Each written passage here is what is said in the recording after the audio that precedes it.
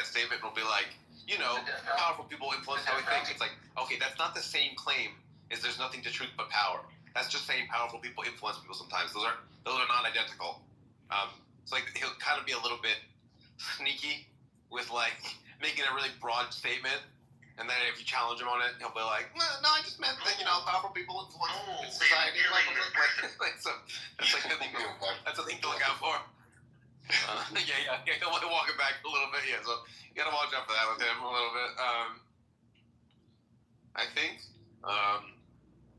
some people that you might really like, if you're interested in like where our moral psychology comes from, and like you might want to look into the psychologist Jonathan Haidt. In killing this person, wasn't killing them. Haidt is spelled H-A-I-D-T. Wait, let me check how to spell it real quick. Yeah, H-A-I-D-T.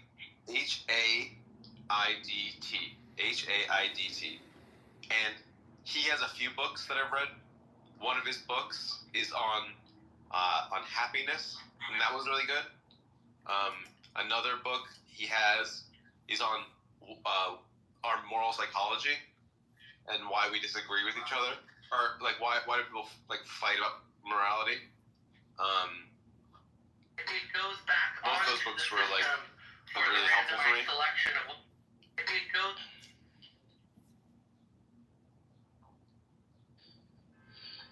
He like really transformed the psychology of morality. He like helped us understand,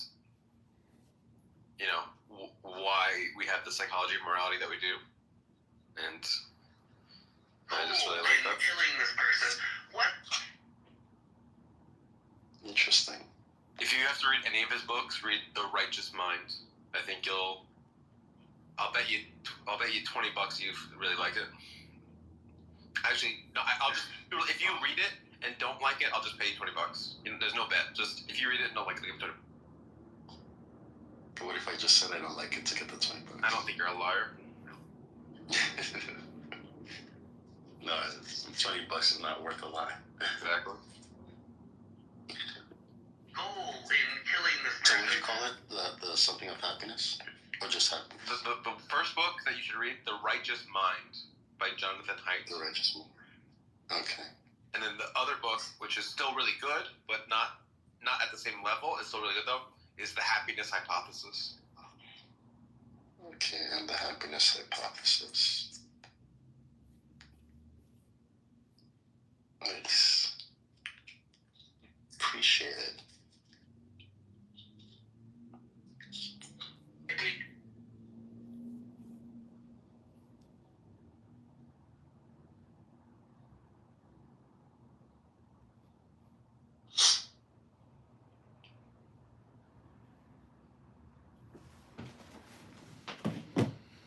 When will the conversation end when it comes to God?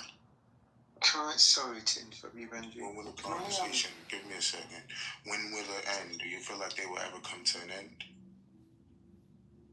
Or people will be talking about God forever? Nah, we're gonna eventually figure out either God's gonna be real or God's gonna be not real, and we're gonna eventually just have it be just like finally decided. I don't think that if we're still around in 10,000 years, there's gonna be a mystery about whether God exists or not. I don't think that's how it's gonna be.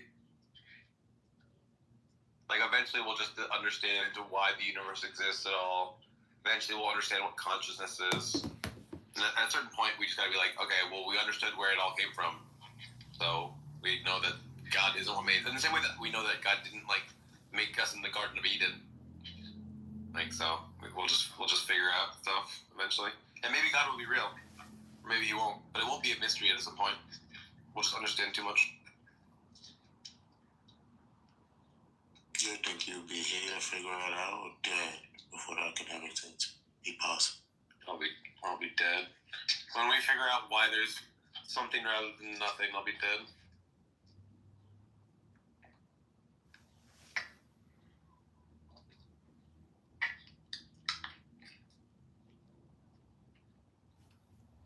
Go ahead, Sebastian.